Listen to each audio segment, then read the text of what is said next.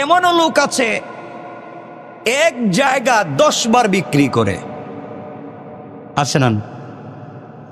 এমনও লোক আছে, ধরেন 30 শতক জায়গা একজনের আছে, মালিক 30 বছর আগে একজনের কাছে বিক্রি করছে 10, বাকি আছে কত? 20। 20 বছর পরে আরেকজনের কাছে বিক্রি করছে 10, বাকি আছে কত? 10। গ্রামের সাধারণ মানুষ খুব বিশ্বাসী হয়, আবেগপ্রবণ হয়, মুরব্বীদেরকে মান্যওয়ালা হয়। এই যে 10 করে 20-30 বছর আগে বেচারা 20 শতক বিক্রি করলো, দলিল করেছে অনেকেই হয়তো খাজনা খারিজ করে নাই, নামজারি করে নাই, যেমন আছে না মানুষ। আমাদের আসলে দলিলের ভ্যালু থেকে প্রিন্ট নামজারির ভ্যালুটা বেশি বাংলাদেশ, এটা বুঝতে হবে আপনাকে। যদি দলিল করেছেন আপনার নামজারি নাই, খাজনা খারিজ করা নাই, ওটার ভ্যালু লেস। এটা বুঝেননি আপনারা? মোটামুটি আমি কিছু বুঝি, কারণ আমি যে তিক্ত অভিজ্ঞতার শিকার হয়েছি দুনিয়ায়, মোটামুটি আপনারা যদি জানেন তো বুঝবেন মাথায় ধরে কেমনে। মাদ্রাসার জায়গাও দখল করতে চায় পাবলিক। তো যাই হোক, আমি বলতে চাইলাম খাজনা খারিজ যদি করতে পারেন, জমা এটা দিতে পারেন, তাইলে আপনার এটা ঠিক আছে, পারফেক্ট। তো সাধারণ মানুষ তো গ্রামের দলিল করছি তো ঠিক আছে, কিনে ফেলছি, টাকা দিছি, জায়গা আলাদা করে ফেলছি, আবার যদি কোনোদিন বিক্রি করার দরকার পড়ে তখন সে খাজনা দেয়। ঠিক বললাম না?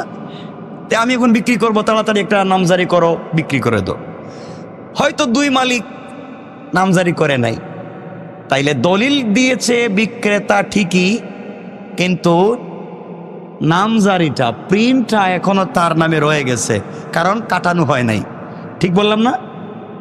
এবার হয় না, এগুলা রয়ে গিয়েছে তার নামে, প্রিন্টে, খাজনার রসিদে, এই বইয়ে ভলিউমে রয়ে গিয়েছে 30 মালিক, অথচ সে 20-30 বছর আগে 20 বিক্রি করে দিছে। ঠিক বললাম না? সে যখন ওটা দেখছে, দেখে সে আরেকজনের কাছে 30 বছর পরে আরো 30 ডিসিমেল বেচছে। আচ্ছা কোন তো যে বিক্রি করছে হে ঠিক করছে? কথা বললেন, বলেন, যে বিক্রি করছে সে ঠিক করেছে? কেন ঠিক করে নাই?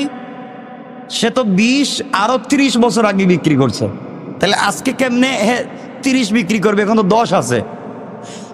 তাহলে এখন যদি কেউ এটা বিক্রি করে, সে যদি হাজী সাহেব হয়, সে যদি 5 ওয়াক্ত নামাজি হয়, সে যদি কোনো পীর হয়, এটা মানুষ না ধান্দাবাজ, এর মতো ধোঁকাবাজ শয়তানও না। আপনারা একটা প্রমাণ আমরা দেখান শয়তান কারো জায়গায় এমন ভুয়া দলিল করছে? কথা কেন? আপনাদের জানা মতো শয়তান এই কাজ জিন্দগিতে করছেন? কথা বলেন না কেন? তো শয়তান ওই কাজ করে নাই, কিন্তু বহুত নামাজি এই কাজ করে। সে 30 বছর আগে 20 বিক্রি করে দিছে, এখন 10-এর মালিক, কিন্তু বিক্রি করতেছে 30। সে ভুল করলো, কিন্তু যে বেচারা কিনতেছে সে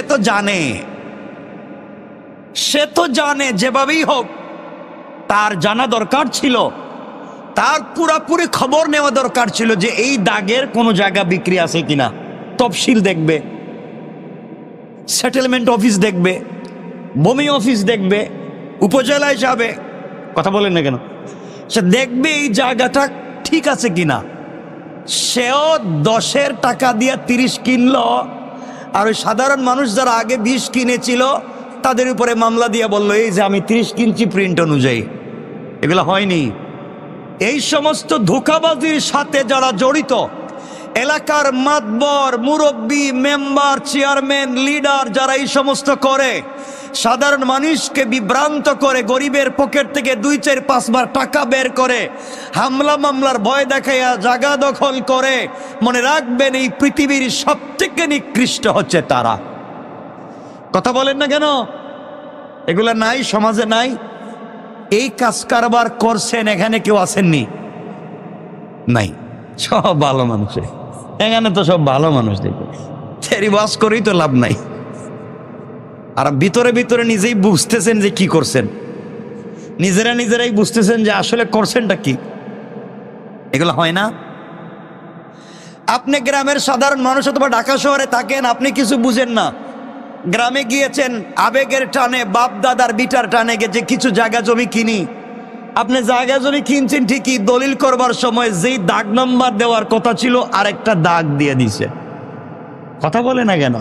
আর এগুলো হয় কি হয় না? তার এক বেচারার দাগ বিক্রি করে দিছে আপনার কাছে।